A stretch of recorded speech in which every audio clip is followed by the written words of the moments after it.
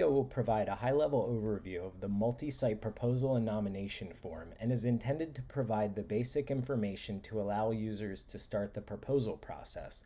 A longer, more comprehensive video is available on the KBA website, which provides greater detail.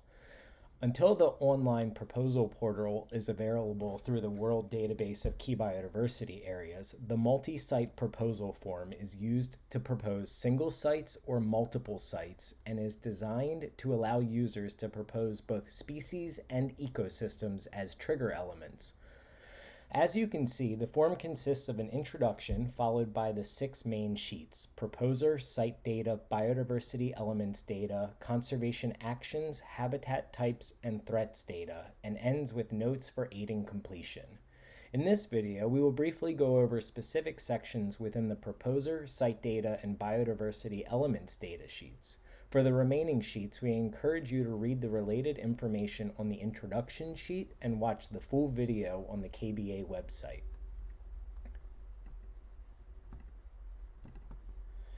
The first sheet is designed to capture information related to who is proposing the KBA, including your contact information and interest in KBAs.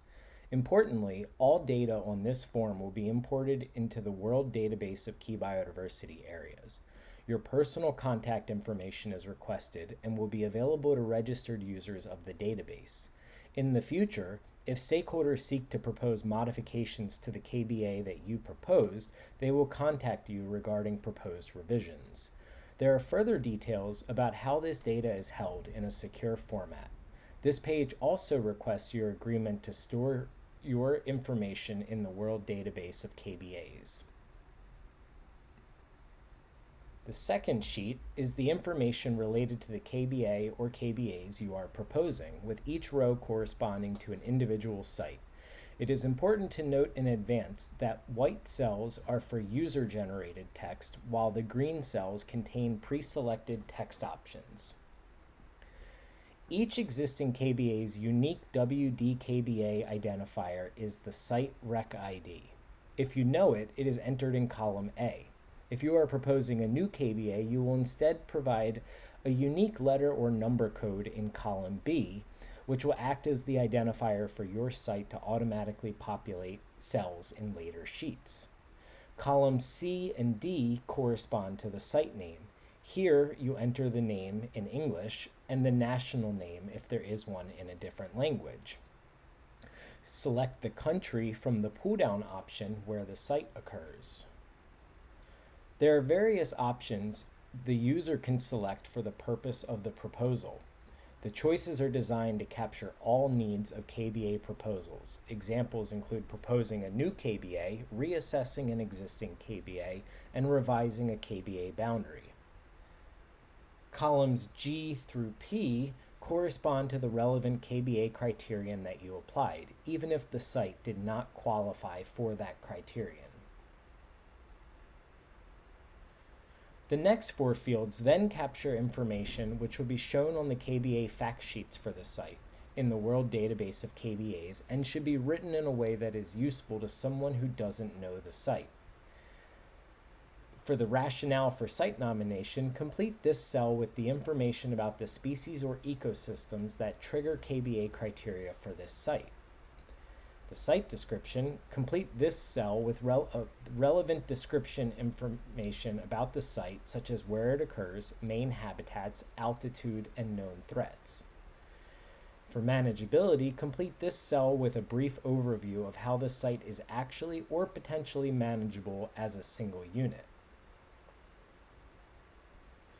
For delineation rationale, complete this cell with the information about how the site was delineated. For example, does it follow a protected area boundary? Does it follow the ecologically suitable habitat for the trigger species? Additional information provided about the site can be very useful for end users of KBA data, the review process, and may help inform conservation action for individual sites, which is why we have additional columns here which can be used to complete more information.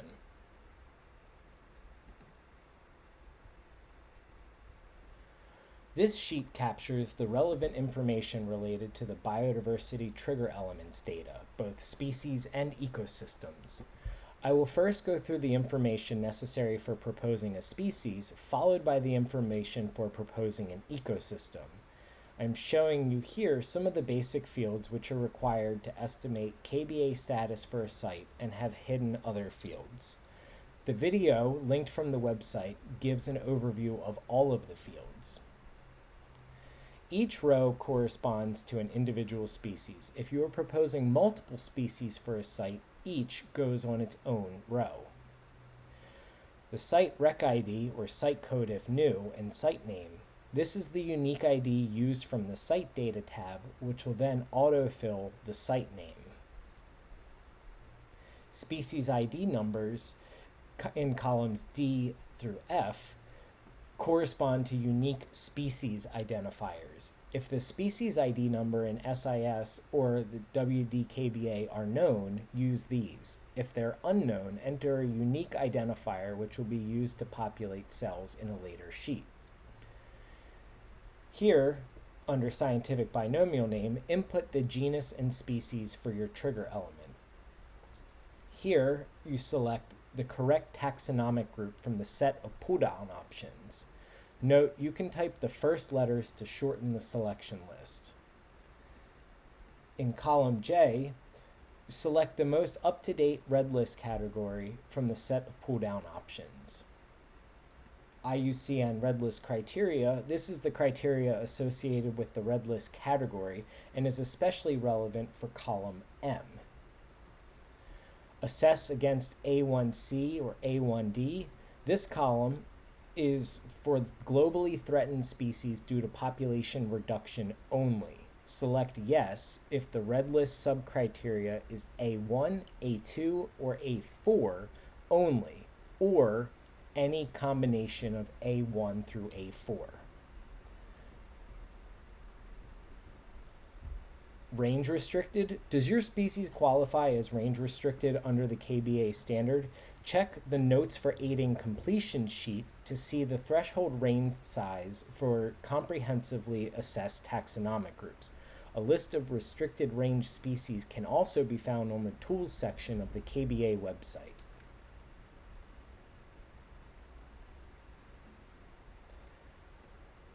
Select from the pull-down list which parameter you are using to assess the trigger species. Min, best, and max global. This is the min, best, max global value for the assessment parameter you are applying. If a minimum and maximum value are not available, only enter the best value. If only min and max are available, enter the midpoint as the best estimate. Evidence the species is present at the site. This is the evidence that is used to document that the proposed trigger species actually does occur within the site boundary. And most recent year for which there is evidence the species is present is the last known observation of the species within the site boundary. Minimum reproductive units. This column will either be 5 for A1A or A1C, or 10 for A1B, A1D, or B1, or blank if reproductive units are unavailable. Always enter the highest number for which available data supports. What are 10 reproductive units comprised of? This is what 10 reproductive units look like for your particular species. This could be 10 pairs, 10 females and 1 harem, 10 hermaphroditic individuals, etc., but it specifically applies to the taxonomic group that you are assessing. This is the min, best, and max site value for the assessment parameter you're applying. If a minimum and maximum value are not available, only enter the best value. If only min and max are available, enter the midpoint as the best estimate. The year of site population estimate is the year that the specific site estimate was made. Ideally, this will be within the last 8 to 12 years from which the assessment is being made. And are you applying A1, B1, B2, B3, or D1A, or D2, or D3? Select the appropriate pull-down option for the criterion that you are applying. The default and most common option is A1, B1, B2, B3, but there are separate options for D1A, D2, and D3. Now, quickly, I want to enter a few unique made-up species so we can see what happens as we adjust a few parameters.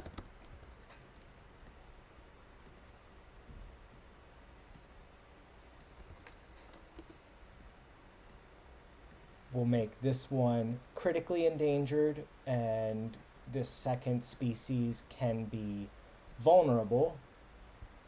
We'll set them both to be B1, AB,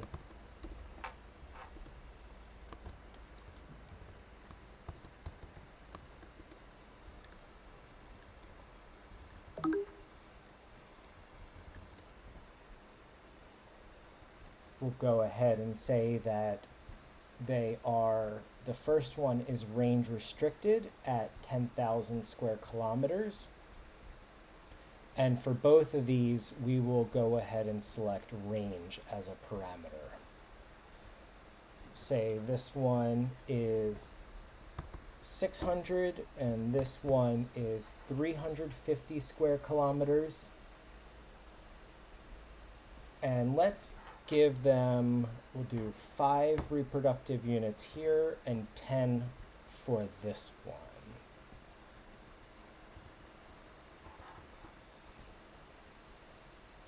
And we'll go and add 500 for the site value and 150 for our vulnerable species.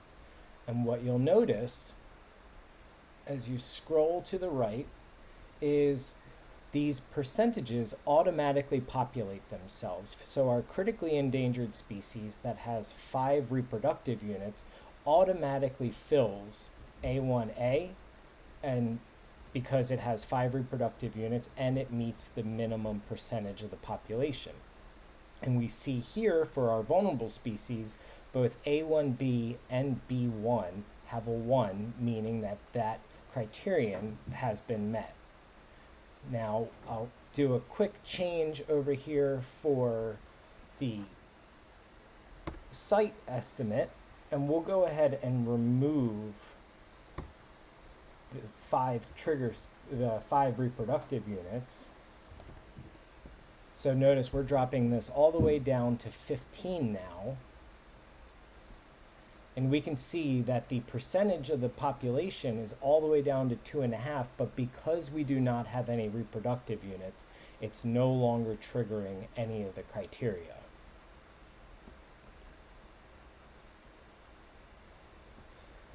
Next, what we'll do is go through the ecosystem information, and that's these columns here with the yellow headers. So as with the species, if you're assessing multiple ecosystems for a single site, each ecosystem goes on its own line. If you are assessing both ecosystems and species simultaneously for the same site, each requires its own row. Like with species, the site rec ID or unique code must be provided in column AB to correspond to the correct site. In the name of the ecosystems type, this is the name of the ecosystem type that corresponds to the information provided in column BC. The red list of ecosystems category, you'll select this if it is available. Global extent, here you enter the global extent of the ecosystem, and then at the extent at the site for the best estimate, typically there will only be one value to complete here, which will go in the best estimate. So what we'll do is add an example here, tropical rainforest. We'll say just for the example, that it is endangered.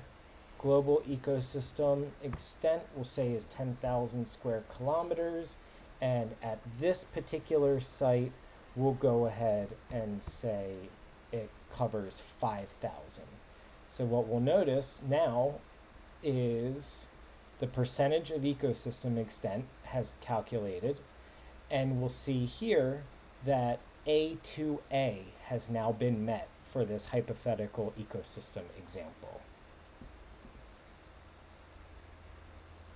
So again, just like before, we can change this number and you will see just how that impacts the percent change. So now we've reduced the site value and it's gone down to 20% of the ecosystem extent within the site. So you'll notice there are additional sheets 4, 5, and 6, conservation actions, habitat types, and threats data. Additional information regarding these are requested on sheets 4 through 6. Based on the IUCN codes, these sheets capture additional useful information about each site to help convey conservation action to end user.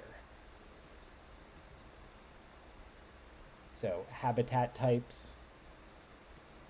This is the ongoing conservation actions that are presently taking place and the ones that are needed. And then on our threats tab, we can have threats that correspond specifically to the species or to the ecosystem or site. We also want to remind you that the notes for aiding completion sheet here has helpful information regarding restricted range species thresholds as well as ecoregion and bioregion classification. This now completes the abridged overview of the KBA Proposal Form. If you have questions, please feel free to contact the KBA Secretariat or your regional focal point to find out more.